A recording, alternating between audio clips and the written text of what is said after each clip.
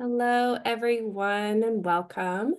As we wait for everyone to get signed in, I will just do a brief introduction of myself. My name is Madison Burnett, and I'm a BCBA, and I lead a professional development program, and I'll be supporting throughout today's webinar.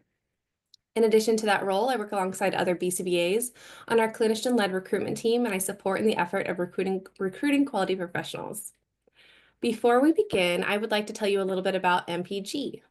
We were established in 2011, and we've continued to grow our team consisting of skilled adult and child psychologists, neuropsychologists, behavior analysts, special educators, licensed social workers, and behavior interventionists. As a team, we are committed to wraparound care, which includes our wide range of services from mental health and testing to ABA and educational services. This holistic approach allows us to address various needs and challenges with compassion and care. We provide services to clients out of our Upper West Side and Long Island City offices, in home, school, and clinic-based settings, as well as through telehealth. Our team is committed to serving individuals, couples, and families of all ages in diverse settings. We're also pleased to offer these free monthly webinars for parents and professionals where we will continue to learn and foster meaningful connections.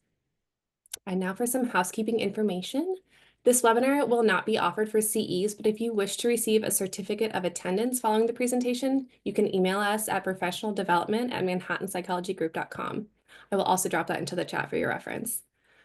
We will be leaving the chat open today, but please post any questions you have in the Q&A so that we can make sure that they are seen. If there's time at the end of the presentation, Evan will be answering some of these questions. And now I am excited to announce, I guess, that our upcoming webinar conference is fully virtual and it is next week. So it will start at 8:30 and it will go through until 4 p.m. Eastern time. This conference is focusing on key benefits and strategies and collaborative approaches in wraparound care, especially with challenging and complex cases.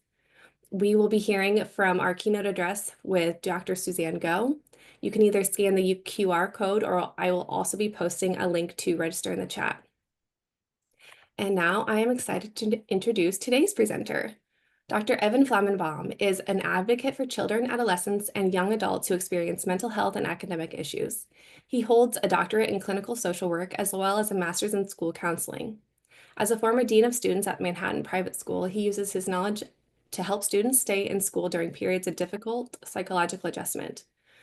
As the head of the School of Academics West and the co-founder of Therapy West, Dr. Flammenbaum continues to integrate his clinical knowledge and background in education to train and guide professionals and parents.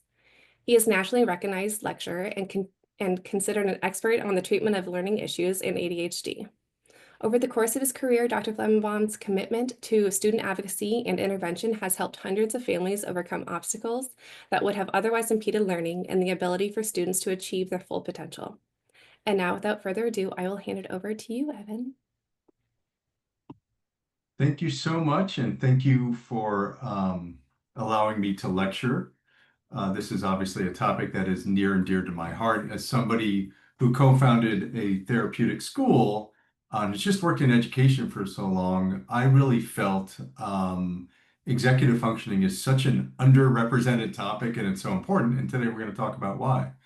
Well, first of all, the central importance of executive functioning is it's really a critical set of skills to not just, for kids to do well in school, but for their overall functioning in social emotional well-being and their development. I have two kids in college right now. Just think about all the executive functioning necessary to launch yourself, to go out to the world, to be independent, to go to college or post-secondary education. So without adequate executive functioning, adolescents really struggle to navigate the world. And I always think of it as like the traction on a tire. Like they don't have tread, and you need that tread to be able to be sort of goal-directed, not switch your major 11 times, figure out where you're going, and kind of self-actualize, end up being where you want to be, and that, where you really should be and aspire to be. Additionally, despite being of such critical importance, the tread on the tire, whose job is it to help kids struggling with executive functioning? So I always found it fascinating that although this is so vital for people to be able to be successful in every which way, whose job is it? Who's really trained to do it? Most teachers and therapists I know don't. that the clinicians want to treat, anxiety, depression, your typical kind of clinical staples. And unless you're a special ed teacher or like really specifically trained as a school psychologist, it's really not addressed. And even those professionals who I think have a good sense of this, I'm still yet to date to find somebody who said, "Oh yeah, I took a class in executive function remediation." So there's a real dearth of information about how to remediate kids with executive dysfunction. So today I'm going to go into some of the background of the topic, but also some really, really useful tools and tips for everybody to take away that are effective and easy to do, which is really important. So Kathleen, let's first talk about my life. Let's go to the next slide. So, and Kathleen knows this, I had a doozy I had a Monday of Mondays. I get up, I live in Westchester, get up, uh, got to go drive to the train station. Of course, my wife's car is in back of mine, so I have to move hers. So I'm already behind. Zip to the train station, get on the train. As I'm pulling up my e-ticket, I get a call from one of our psychologists. We're working on an issue. I am trying to toggle between the e-ticket and the phone call. Watching a late stage Gen Xer do that is just not a pretty sight. So I'm doing that. Get off the train, walk Harlem 125th to the west side. While I'm walking to the west side, my daughter calls me in a panic. I have to regulate my emotions because she's heightened. She's applying for an internship. She has to submit it today. We have my 9-minute walk to help her figure out her cover letter. Somehow get that done. I get to the train station. I actually, believe it or not, this is not a joke. I see smoke billowing out of the train station. There's a fire. I now have to get my Uber app open. I have a meeting at 8:30. I'm pretty stressed out. The Uber keeps on saying it's going to go later. So actually, I hail a cab, cancel the Uber, get in there, read a few emails, run to the front door, did grab coffee for me and Dr. Casanova, which I've done pretty steadfastly for 14 years, get through the front door, assaulted by all the kids going to class. This family is irate because now I'm late. It's 8:40 and not 8:30. That is how I started my day. That was my day. And that is the day of most of us. We have a lot of demands in our days and our lives. Life is complicated. But think about your typical adolescent. They have a lot coming at them all day long. And so I really ask us, first of all, walk in their shoes, empathize with how hard it is to manage our lives. And as that a starting point, how we can help that, how we can make that better, how we can help people develop skills to reduce some of the stress and strain of that. So let's go to the next slide where we can sort of define executive functioning. There are lots and lots of ways to define it, lots of examples. You can search that up. But I like to look at it as sort of three general processes, um, which we're going to use today as the backdrop to talk about some of the interventions we're going to use to help people improve their executive functioning. So many of you, if you're a parent or professional, you've certainly probably seen some neuropsychological testing. One of the things you often hear about is working memory, which is our short-term memory. It's kind of like your mental desktop. It's where you store stuff, you put it down, and then eventually the goal is to file it in your mental filing cabinet for long-term memory. So working memory, if you don't have adequate working memory, you can't learn. You're not storing it. If you can't store it, you can't retrieve it. But I also like the metaphor of the hands. Like working memory is like your hands. You can only hold just a finite, specific amount of stuff in your hands. And that stuff is, whatever's in our head. So think about, your phone number when you're 8 years old, 772-3643. You remember it. That's like the perfect bite size we figured out for working memory.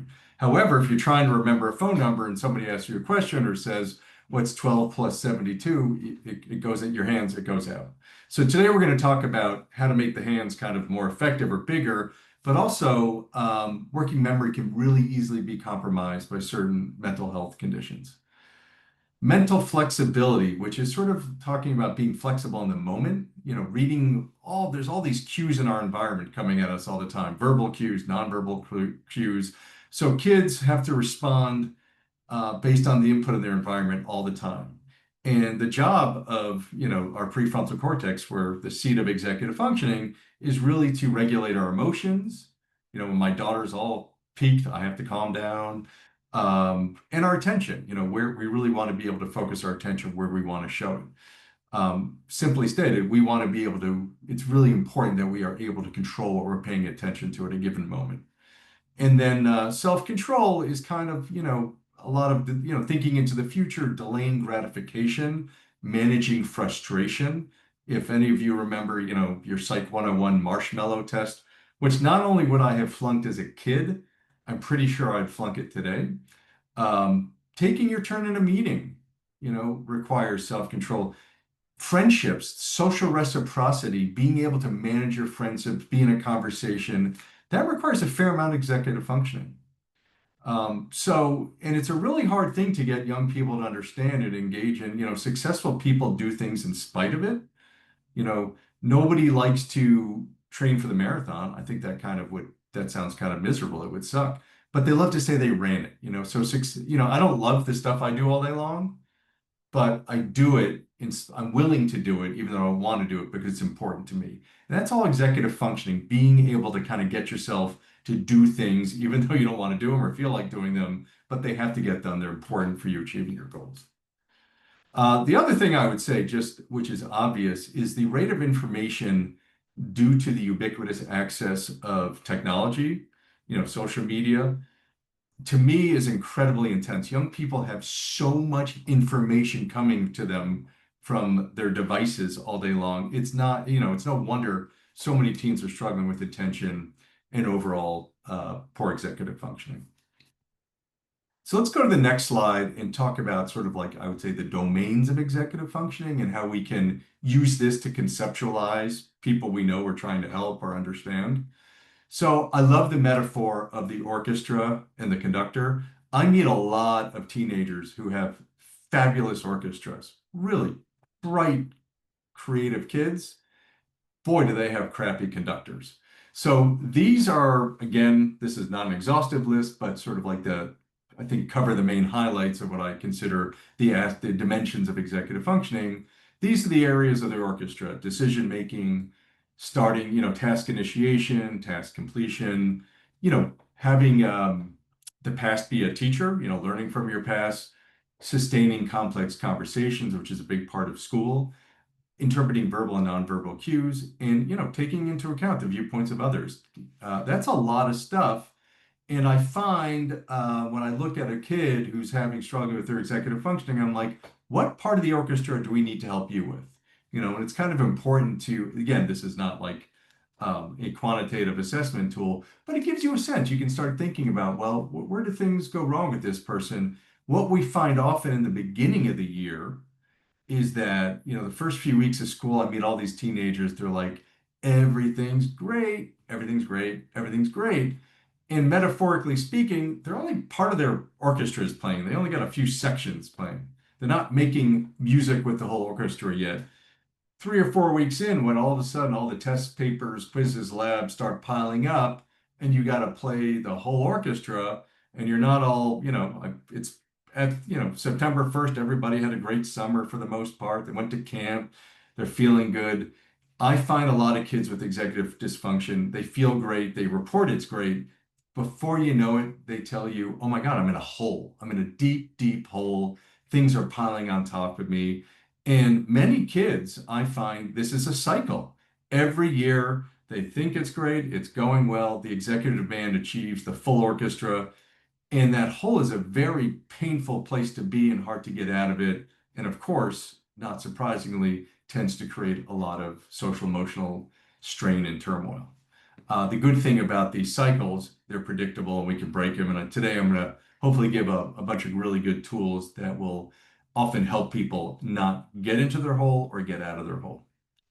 So let's go to the next slide. So I wanted to, in this presentation, I'm going to discuss how some common mental health disorders, can or may cause executive dysfunction. The interplay between specific diagnoses and executive dysfunction, it's an area that needs a lot more research. There is some, but it's an evolving area of investigation. So I always have to revisit this kind of presentation because we're always working on it. But I think certain things still really hold true and are based on the evidence. One is that executive functioning and youth psychiatric disorders are correlated. I actually would go beyond that personally from my experience. It's in my book, it's axiomatic that any sort of psychiatric disorder does come with executive dysfunction. It always does.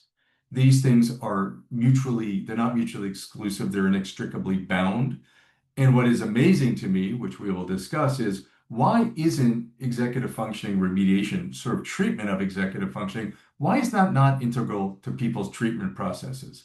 That should always be part of it. It's going to help you do better in treatment. It's going to help you do better in the world and not, regress into other problems once they've resolved. It's so critical, but it's not taken, it's like a significantly missing ingredient.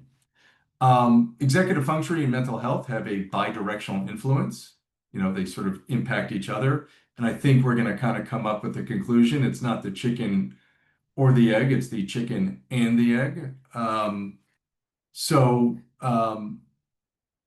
executive functioning tends to thrive in certain types of contexts. This is how people, and it's going to make sense why the pandemic had such a pervasive impact on executive functioning, but it tends to sort of thrive in certain settings and contexts that we have to be aware of and what gets in the way of getting into those contexts. So think about social or learning situations like being with friends, social settings, or school.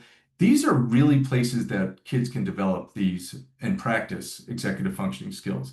But sometimes pathology can really impede an adolescent's engagement in these settings. So if you're depressed, you tend to withdraw. If you have really acute anxiety, think social anxiety disorder, you're going to avoid. Not only are you avoiding the situation, you're avoiding the opportunity to practice executive functioning skills. We work at Academics West with really complex kids, and some of them, especially our younger kids, externalize. So kids who may have oppositional defiance disorder, the ADHD kid who's super impulsive, kids who create disruption in their world, well, they tend to create conflict with their peers and even the adults around them. So again, the result of this pathology can be a reduction of skill development opportunities. Um, and from like what I would sort of like from a cognitive perspective, like a resource allocation perspective of cognitive resources. So emotional thinking, when you're really upset and have a lot in your brain, you're really just um, perseverating on things, which kids do. And you're having all these negative emotional cognitions, it kind of depletes your internal resources that you could be diverting towards executive functioning. So if negative emotional stuff, let's just say, is taking up space in your head, it's also taking up your ability to focus on your executive functioning. You're not fully there, it's not fully resourced. And again, that's why this bidirectional interplay of mental health and executive functioning makes a lot of sense to me. And of course, for psychiatric disorders, they can really, and again, we're talking about young people, adolescents. There's still a lot of pruning that is going on in terms of their brain plasticity. So psychiatric disorders can, really honestly cause structural and functional changes in brain anatomy or your central nervous system, which therefore might increase risk of psychopathology. So this is called the scarring hypothesis. But even I remember learning in graduate school in my doctoral program that young kids who went through really severe early childhood trauma, it impacts hippocampal growth, which impacts memory storage and access, which again has a big impact as they grow up on their executive functioning. So you can see how all these things interact with each other. So again, it is a bidirectional relationship, and it really is chicken and the egg. It's not like, well, did the anxiety cause the executive dysfunction or the executive function cause anxiety? I think the answer is yes. These things just kind of like work together or have a mutually negative impact on each other. Next slide, Kathleen. So again, we should also be aware of just the factors that impact executive functioning of adolescents. I kind of go through a few domains. Um, Kids from lower socioeconomic backgrounds are more likely to have executive functioning issues. Mediating factors like poverty, chronic stress, lower familial education levels this can all impact executive functioning development. And if you think from those of you who study a little psychology, from like Maslow's hierarchy of needs, I think, families who are really in these kind of like dire crises, they're really not, that is not the important thing. They're really trying to survive and get through some of the things just to get to a place of safety. Um, I would also say where there is a fair amount of research actually is there's a lot of real body of research, I would say, that underscores how high levels of prolonged stress, trauma, neglect can really directly alter brain development, which again, like we said before, impacts executive functioning development. Things like from a physical lifestyle perspective, sleep. Those of us who've been around adolescents a lot, or have them, or work with them, sleep is really critical for adequate executive functioning. People, kids, all of us who are sleep deprived often struggle with cognitive flexibility. You get rigid, you get cranky. It can also directly decrease your working memory, which means your ability to learn and store information is impacted. Um, and self-regulatory processes like impulse control go down. So those ADHD kids, for example, who don't sleep, everything just gets worse. Um, and again, you worked with adolescents. There's enough, obviously, there's been a lot of conversation in the world about how we need to make sure they get the right kind of sleep at the right time. Screen time. Ay, ay, ay. I'm not saying it's all bad, of course. And there are certainly certain benefits of, it's not going anywhere. The internet not going anywhere, screens are not going anywhere. But long-term use, especially without adult guidance on social entertainment, there is a growing body of evidence saying it leads to poor executive functioning. Again, I think parents, caregivers, et cetera, we just want to monitor that use and regulate the amount of time they're doing it and when they're doing it, and that, and sort of be aware of where it really might be creating some problems in functioning. So just to summarize, the interplay between all these factors are quite complex, and we're still figuring them out. Like other mental health diagnoses, there are genetic and environmental factors that influence the development of critical executive functioning processes. The good news, and this is the good news, and why we're here talking about it, is for anybody, parents, clinicians, et cetera, is that many of these variables can either be modified, which is why behaviorism is so powerful. People like Madison, who are BCBAs, know this. Um, and by changing these variables or modifying the environment, we can really help young people vastly improve their executive functioning, therefore vastly improving, I think, the quality of their lives, which we see all the time in our setting. We integrate a lot of what you're going to see today into our program. Students do better in school, they do better in therapy, they do better in general by working on these skills, by targeting certain areas for them. Next slide, Kathleen. So I'm just going to go through, just to make my point, but a few what I would say common areas, mental health areas that tend to impact adolescents. Of course, one of them is substance use disorder. Um, this is again the chicken or egg thing, using substances is a risk. Poor executive functioning is a risk factor for substance use as well as a byproduct. So people with poor EF are vulnerable to substance use disorder, and people using and abusing drugs and alcohol tend to develop executive functioning issues. I used to work at an intensive outpatient clinic, and my job there, they just had me come in as the expert, helping these kids with their executive functioning so they could get back on their feet. Because while they were using, and sometimes even more so in the recovery phase, they really needed these skills.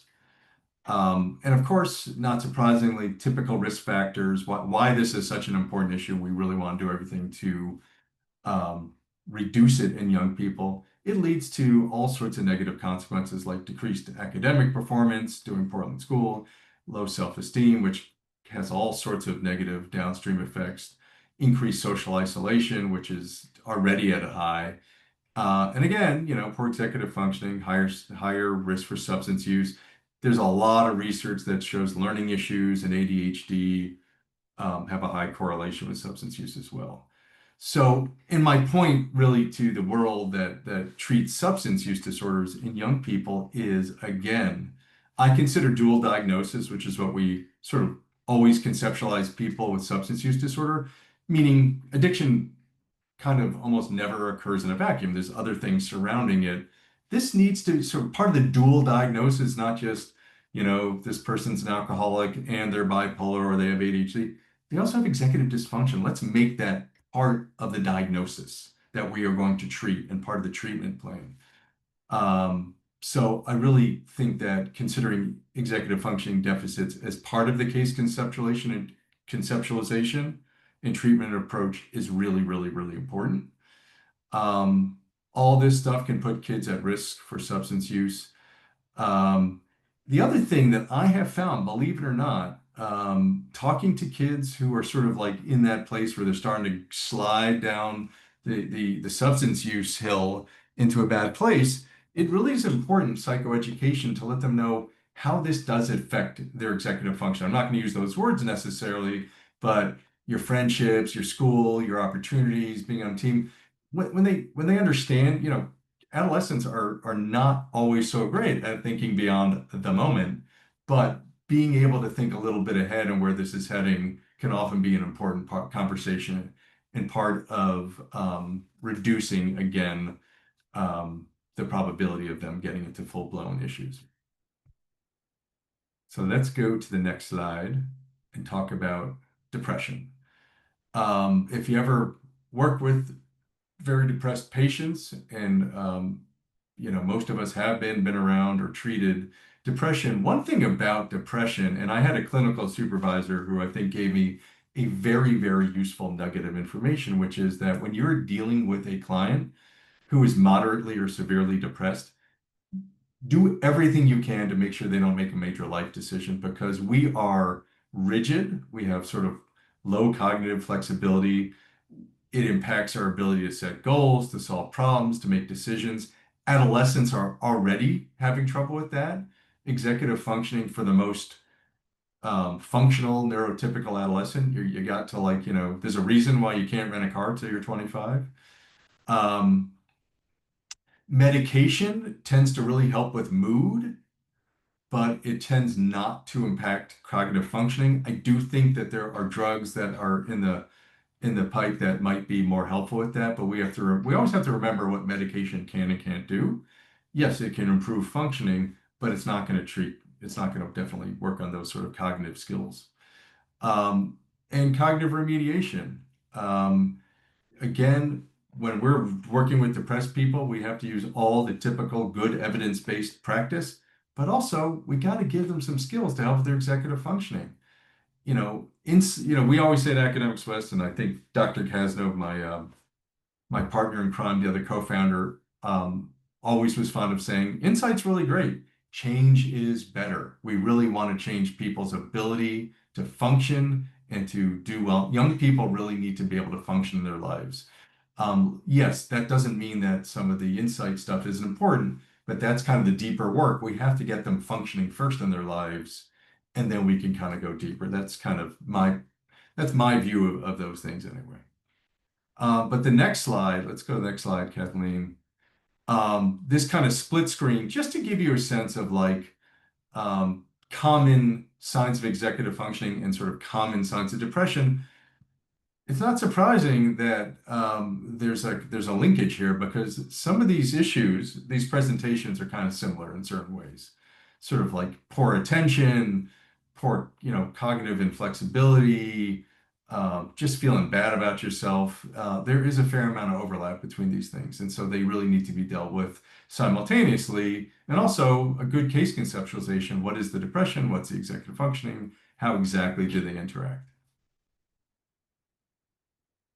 Now, on the next slide, we're going to look at anxiety, which there's plenty of anxiety out there. And again, let's go back to the hands for a second.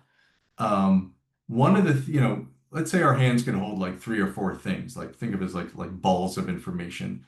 Well, if we're really anxious, one of those balls is anxiety. Anxiety can literally take up some of the space in your hands, which really reduces your working memory. So, Not surprisingly, we've all, like, I'm sure most people listening have blanked out on a test due to anxiety before. But lots of anxiety correlates with deficits in attentional control. It's really hard to pay attention when you're super anxious. That's kind of self-evident. Research indicates, especially with generalized anxiety disorder, a decreased ability to ignore information, to tune it out, especially when it's kind of negative or threatening. And a harder time, and kids have to do this all day long. They have to be able to switch between tasks, sets. And even if you look at what the DSM, right out of the DSM-5, general anxiety disorder comes with difficulty concentrating. So of course, it's going to have some executive dysfunction. What I have not been able to figure out from the research yet, I think we're still figuring this out. Do we focus on the anxiety or first or the intentional control? But again, um, having reduced attentional control really, really, really gets kids in school. And when we see a lot of really, really anxious kids, they might not be making a lot of noise, be sort of complaining issues, but their executive functioning really gets wrecked by chronic anxiety. And now you can see why. And of course, school goes down because they're not storing information effectively. And they're really, while they're anxious, they're also really, really struggling with the rest of their life. So again, when you're treating anxiety, I posit that we also have to, this is where you bring in the teachers and you get them to understand this kid might need a little review, this kid might need a little extra academic support while they're in an anxious state or working through their anxiety because of this. And that's the kind of clinician, teacher, parent communication that's really important. I just don't see that happening a lot when it comes to the impact of mental health and executive functioning with young people. So I'm really trying to, it's my cause célèbre to have this conversation wherever I can. Next slide. So let's talk about the treatment part, what to do about this, which is really the meat of this presentation. I hope that people feel good about walking away with really good tips and tools. We're going to talk about, brain training, cognitive remediation, how to, knowing that the brain has such plasticity, what can we do to help it? Again, I've made the case that it should be an adjunctive support to evidence-based practice. This should be integrated into treatment. Teachers and clinicians all need to be trained on this stuff. And a lot of what we're going to look at, how we change things, that's the beauty of it, that due to neuroplasticity, we can really change the brain and fix things, is based on kind of how the brain works, which is neurons that fire together, wire together. We want to kind of create deeper pathways for certain processes that we want that person to work on, to facilitate so that they have better working memory, better processing speed, whatever it is. We are going to target those areas of the brain and literally make those neurons fire more smoothly and easily.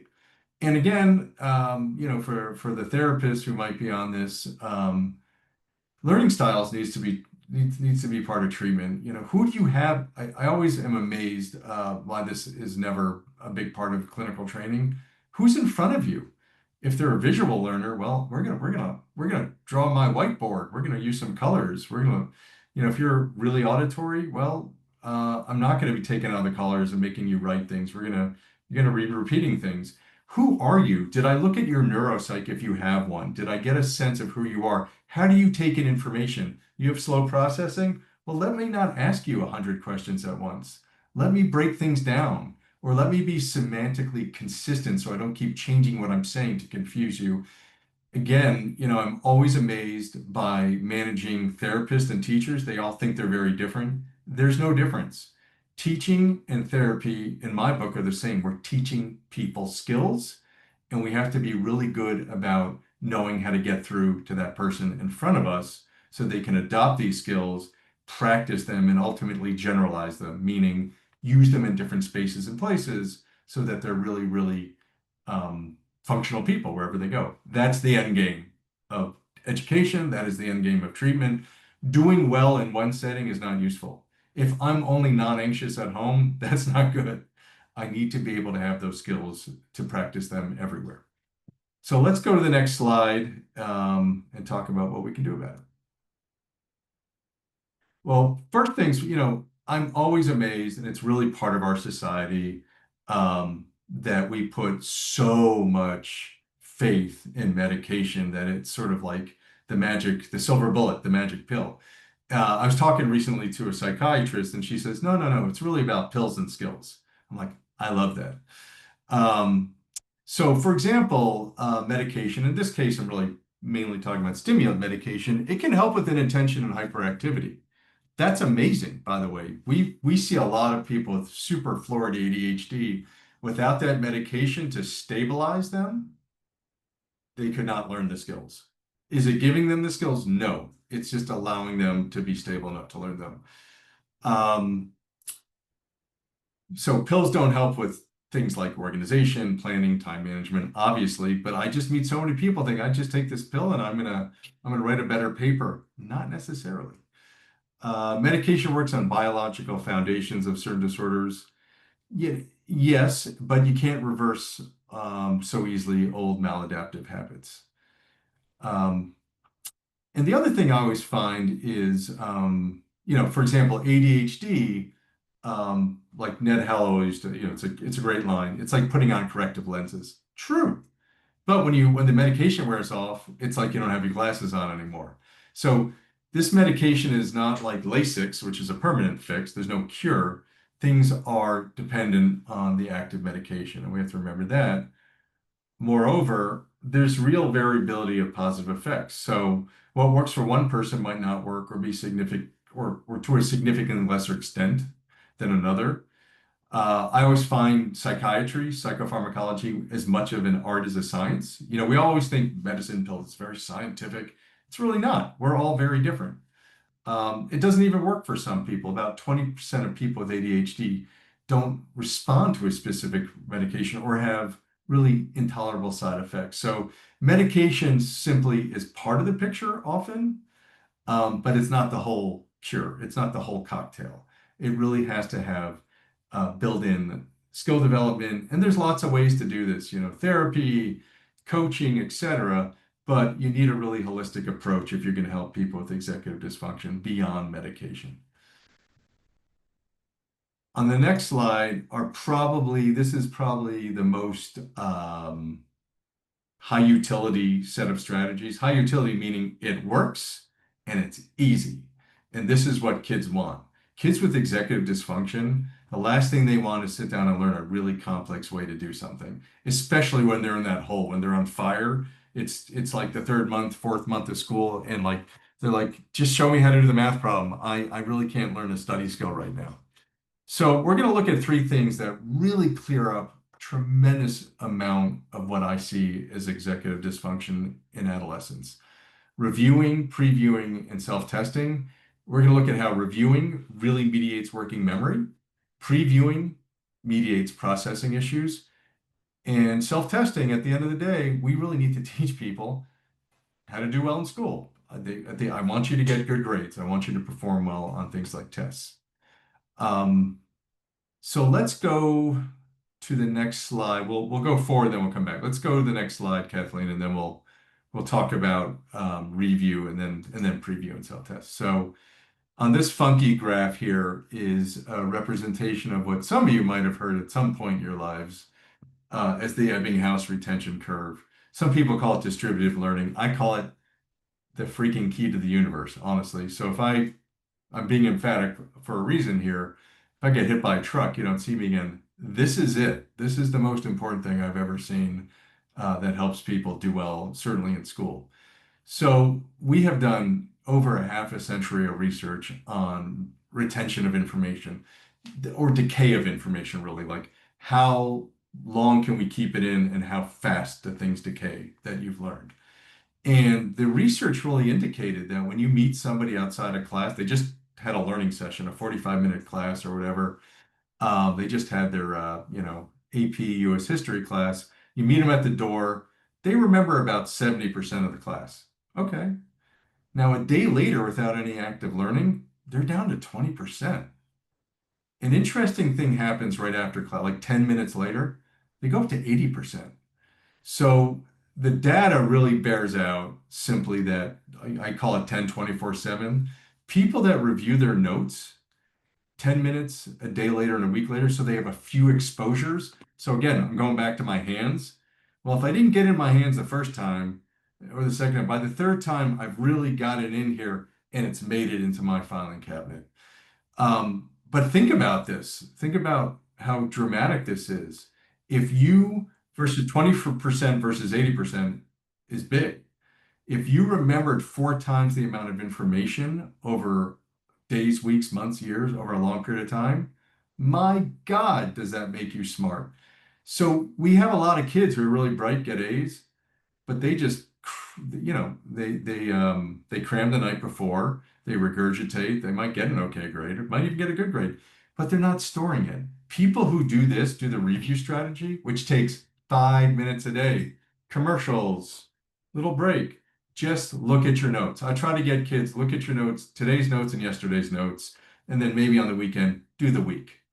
And if you're getting an A+ in a class, you don't have to do this. But if you're struggling on something, so most kids will tell me over time they feel more confident. Their recall is so much better. And honestly, for lack of better, they just feel smarter. They just feel like throughout their education, they're holding on to more. So this is a really powerful thing. The other thing is for processing, we see a lot of people with really slow processing speeds. It's really what I think of as like the carbon monoxide of mental health. You can't see it, you can't smell it, but boy, does it do a lot of damage. We meet incredibly bright people with really low processing. So they're smart, they just can't show they're smart. They can't get it done in the right amount of time. And it's that strain between being, understanding things but not being able to do them or get them out. The input is very different than the output. That creates a tremendous amount of internal strain. It creates anxiety, depression. It creates serious mental health issues. People are like, well, you're a little slow processing. What's the big deal? It is a really, really deep burn in people. So anything to help it is important. So what really helps is previewing material. Again, we're going to look at the neuroscience. So we all learn to learn the wrong way. You just go into class, you never learn the material, you take notes like a scribe. That's not what neuroscience tells us. People that preview, again, this is a 5 minute a day strategy. Previewing means I used to teach chemistry I used to teach high school chemistry, looking at my textbook. Let's look at the pictures, the bold words, the summary paragraph. Maybe we do a 2 minute YouTube video, a brain pop video, a Khan Academy. There's the summary paragraph in the back, whatever it is. 5 minutes. You just look. It's giving you some hooks, some mental hooks to hang information on, linkages from your short-term to your long-term memory. So even if I go into that class and I'm going 80 miles an hour and the class is 110 miles an hour, even if I slip and slide, I got some hooks I can hang the information on.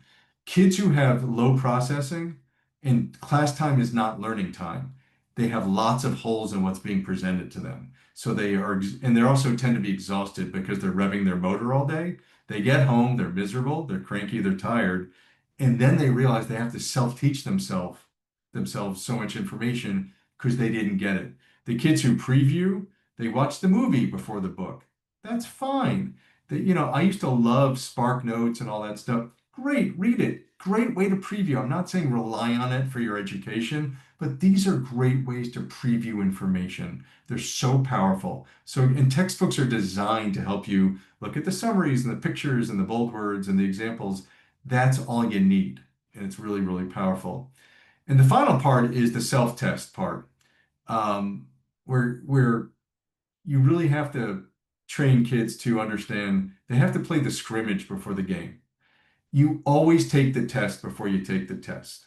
So for my chemistry test, I would tell these kids, part of my homework was make a test. Take it. Don't just flip through the pages. Take the test before you've already fired the neurons. They've already wired. They're already thicker. And their kids who are really smart realize, well, most teachers are really predictable. I can profile them. They only do multiple choice or short answer. They only take the information out of the notes. Make the test you practice on the same test that you're going to take as close as you can figure out. We don't do soccer practice on a different size and shape field than the real game. We do it the same way. And these strategies save kids so much time, energy, and pain. They do better. with a lot less effort and they feel better. And also obviously has a correlating improvement in their well-being and mental health. Next slide. So this is from Franklin Covey, these time quadrants. You may have seen them. I find them really great to conceptualize kids, like who are you, and where do we want to go? So, the people that make things important only when they're urgent are the procrastinators, the fire under their butt. I got to do it the last minute. They get it done. Again, they don't hold on to it. But it's also the quadrant of anxiety and stress. You don't want to spend too much time there. It happens, it's unavoidable at times, but we want to be careful about that. The people who make things aren't that are not important urgent, helping other people before themselves, which is good to an extent, but when it's at your own well-being, this is the doormat, the yes man. This is the person who puts other people's goals before their own. This is the quadrant of low self-esteem. Again, some of that is pro-social, too much has a really bad impact on your use of time. And then, my favorite people, where I spent, parts of college, is not important or not urgent. They're the slacker. They're too much eating, too much watching social media, just wasting time. But it's really the quadrant of more depression. You're really not functioning. Where we want to get our young people is to the productivity quadrant, where they make things important even though they're not urgent. Starting earlier, starting ahead, not just doing what's due tomorrow, but what's due in a few days, or what can I start now that's due in a week or two? Let me just, like back in, 1983 when I was in school or something, it was like, let me go get the books out of the library. Let me write the introduction of the paper, the thesis for the lab, whatever it is. Let's start picking away at things early. They don't become stressful. You do a better job. And actually, prioritizers are better adjusted people. These are the kids. Think about in college, like who did you know that just they were at parties, they were social, they were in a team, clubs, they were really, really involved and had healthy relationships. Those are prioritizers. And that's, it's a direction. It's not a destination. I think it's like a sunset. You don't really get there, but we want to go there as much as we can and help people get there because the payoff is huge. Next slide. Um, and again, Madison as a BCBA will recognize this as the basics. Habit formation is really hard, but it's really important. I'm sure anybody working with young people or has a kid, boy, they would love to have them change some of their maladaptive habits. So we're going to talk about simplistic behaviorism, the ABCs, antecedent, behavior, consequent. This is how we change our behavior patterns. So it starts with the cue, or what, the fancy word is antecedent. Let's talk about procrastination because that seems to be there's just a pervasive common issue for kids and for most of us. So the way to overcome procrastination, let's call it what it is, it's really avoidance, is to change one's reaction to a cue, the stimulus, the situation. Let's kind of review what tends to lead one towards their typical, what I like to call autopilot mode of procrastination. You do it, you don't even realize you're doing it. So think about what tends to get you on track for your, YouTube rabbit hole. For me, it tends to be more, what was I going to say? Totally forgetting the word of what I was talking about. But I tend to either go on Instagram, Facebook, or a few other things. I'm there, I don't even know I'm there. Does a text come in, like when you're working and derail you for 20 minutes? YouTube, yeah, that is the one. These reactions are so habitual, you don't even know when you're getting there, but all of a sudden you're engaging this avoidant behavior, and then things don't get done, your parents yell at you, etc. So the main goal is to remove this antecedent. Like, you put a bag of cookies next to me, I'm going to eat it. You better get it away from me. So leave the phone in another room, give it to somebody, all these apps. The cues, the second part, the next phase of this, they kind of, the function of the cue is they lead us to a place of less pain. So when we're starting to do something we don't want to do, the pain center in our brains really lights up. This is why we avoid certain tasks or even thoughts. This is where we need to intervene to rewire an old habit. So I had a teacher who drove me nuts, but it's always in my head. Failing to plan is planning to fail. The truth is, you have to have a plan and develop a new ritual. It may take some time and adjustments, but eventually changing a habit has tremendous benefits. And I used to tell kids, like, put your thumbs like this. Now switch it. That feels really weird and strange. But if you did that every day for, a few weeks, for an hour a day, all of a sudden this feels normal again. That's the discomfort and the process of changing a habit. It's doable. And this is really kind of a tactile way to get that through. We always want to reward or reinforce ourselves for engaging in adaptive behavior, the one we want. One needs to think about, why are you procrastinating? Some people think, their own sense of self-pride about changing a habit. I'm going to do it because I do what I say I'm going to do. Some people gamify it, especially folks with ADHD. They make it personal. They make it like a game, an internal bet. However, whatever works for you, you've got to figure out why you're intrinsically motivated to do it. What's in it for me? Why do I want to do this? And I do find, taking a break, a certain snack, taking a walk, making that phone call, you reward yourself when you've done the right, engage in the right behavior. Once your brain expects that reward, it's like training a dolphin, right? Then the rewiring process has kind of started to take place. So change the antecedent, engage in that behavior, make sure that you have a good reason to do it, reward yourself, reinforce yourself for doing it, because the last thing your brain remembers is the Snickers bar you had, not the annoying kind of task you're forcing yourself to do. And the cognitive part is the belief, and sometimes I find this is the most critical aspect. You have to believe you can do it. You have to be a believer, especially when things are stressful and you're naturally inclined to revert to your old habits. Often having an accountability partner, a parent, a friend, a teacher, somebody to kind of keep you on track is really, really, really helpful. When adolescents hang out with the right crowd, you kind of it's like you are what you eat, you also are who you hang out with. They often internalize their habits and routines. So, again, I was talking to Dr. Kasnov recently, and he was just talking about, we all try to socially engineer our kids. And one of the ways to do it is just get them in the right crowd, put them right people. And that itself creates different habit formation. So, next time you see your kid getting right back on Instagram or whatever, or in a TikTok rabbit hole, and it's really getting in the way of their functioning. It's really getting in the way of them doing well in life. Talk about changing the routine. Next slide. This is a super simple concept, but again, these are small things that are easy to do that have pretty good impact. We often do all sorts of rationalizing to avoid doing what we want to do. Again, anxiety to me is synonymous with avoidance. We create our own fantasy world, sort of convince ourselves that the big project can be done last minute. When we think about the 20-page paper that we have to, I remember being in college, like they would give remember those end of semester, like 15 to 20-page paper. You freak out and you avoid. And however, we want people to focus more on the process than the content. Um, the process are all the little steps you take to get there. I'm going to spend 20 minutes reading this or writing this. These are the autopilot, mindless parts of doing something. Marathon runners, if you tell me to run 27 miles, I want to vomit. But running 1 mile, which I could do 27 times, that seems actually kind of like doable, and that's a sort of mundane task. You run a mile, you know, run another mile. So don't focus on the outcome, focus on the journey there, the process. Focus on these small chunks of time.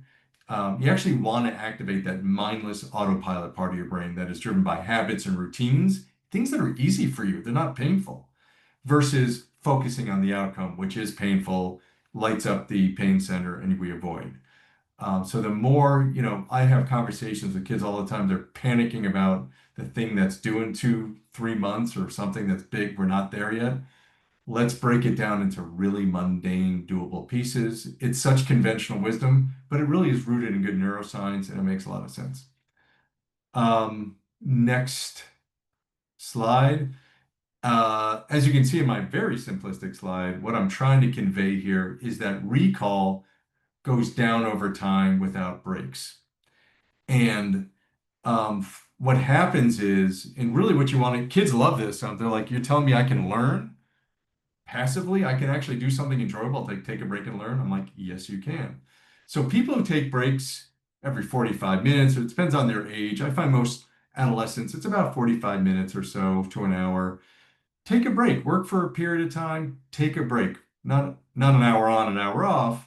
Maybe after a couple hours you can take a longer break. But what happens during those intervals is that's when we're storing information. So the less, if you don't give your brain time to go into this diffuse mode where it can just stop and file the paper, so to speak, you actually kind of lose recall. For example, like one of the things kids, I'm always amazed that kids take tests. They always do it in the order it's given.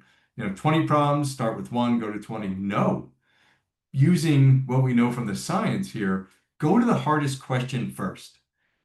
Try it for a minute or two. If you can't get it, go to an easy problem. At the end, come back to those easy couple of problems that you're really struggling with. Because what's happening is while you're working on the easy stuff, you're sort of dual processing. Your brain's in the back of your head, you're like working out the problem. Most people will find that they can get a problem correct, or at least part of it, by not attacking it. They're doing the test in their order, and they're allowing that kind of processing to go on to take do if in the reverse scenario, if you just wait to do the hard stuff at the end, you're exhausted, your time is limited, you have less resources and ability to tackle those hard problems. These again are very simple things, but we want to make people, if you can use your mental energy efficiently, it's really going to help out with your executive functioning. These are things we want people while they're anxious, they're depressed.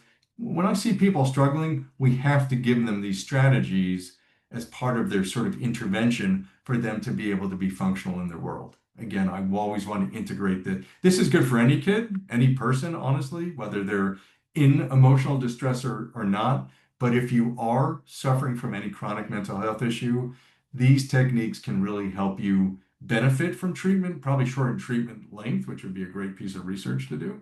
Damn, I wish I did that on my dissertation, but I did. Next slide. These are just my sort of greatest hits for procrastination busters. Again, you can add to them, but I find people kind of break down into time or task. So my son, who really hated to read, he was good with time, like just read for 5 minutes. I'll come back. I'd come back in 5 minutes, and usually what happened, he would sort of get this momentum and keep reading. Again, the first couple of minutes, that pain center lights up. But what we find after a few minutes, it goes down and people can engage. The people are more task oriented. It's more like, hey, why don't you read 6 pages and let's see how you are at that point. That gets them going. So again, such a simple technique, super, super helpful. Again, the worst first. I think Mark Twain said something like, if you eat your frogs first thing in the day, the rest of your day gets easier. Same thing with test taking, but same thing with doing your homework. Most kids avoid that piece of homework. They really hate the math. And they avoid. Nothing gets done. But if they can sort of, again, when they have the most mental energy, get through the tough thing, it tends to create more momentum in getting the rest of their homework done. Doesn't work for everybody, but I often find it's worth trying for a lot of people. Again, rewarding yourself, that just comes from behaviorism. We are more likely to repeat things when being reinforced. And just skipping down this Pomodoro technique, which is really popular these days. The Pomodoro technique, it's the Pomodoro, it's tomato in Italian. It's the guy who came up with it made this timer, looks like a little tomato. But the Pomodoro technique gets people to work in 25-minute spurts and then take that break. That break, it's also really important during breaks to not take in more information. Don't read an article. Don't get on social media that much. Don't what it does is it rewrites. You want to take relaxing breaks. You have a snack, you take a walk, you pet your dog, you do something pleasant. Don't squeeze out what you just are, it's on your mental desktop that you're willing to file. I should have made that point before. And a good rule of thumb, if you're working with people a little younger than adolescents, is take their year +1. So if it's a 10-year-old, like work in 11-minute increments, like 25 minutes, I find you have to be sort of like a high school student or above to do. But again, this is all makes sense given what we've talked about. And last slide, finally, is just taking a page out of cognitive behavioral therapy. How we think and the words we tell ourselves internally and externally really change our behavior and how we feel. which is kind of the premise of cognitive behavioral therapy. So listen to people's language. I have to do something. Well, I choose to do it. That creates a whole different mindset and sensation. I should. These kind of musts and shoulds, it's almost like pointing a finger at yourself. It makes you not want to do it. Um, I was always that panicky kid when I had to do like a big, like, ugh, this is too big, I can't handle it. Well, I can break it into smaller pieces. What we tell ourselves really changes how we feel changes how we behave. So, I'll never finish. These are really negative statements that make us not want to do things. But, I got this one from my brother-in-law. Remember, he's such an optimistic guy, and he was on a road trip in the worst traffic. Usually about a 2.5 hour drive was taking him like 8 hours. And called him. I had to ask him something. He's like, "Yeah, we got hours left." He's like, "It's all right. Every time the wheel rotates a little bit, my car, I'm a step closer." He didn't get as upset or panicky. He was able to kind of remain calm and focused because of what he told himself and how he looked at it. So language is important. Language can really be a helpful way to access people to help them get things started, to get from procrastination to actually production, which is another way to change your behavior. So at exactly 58 minutes, I'm going to stop here and leave a little time for questions.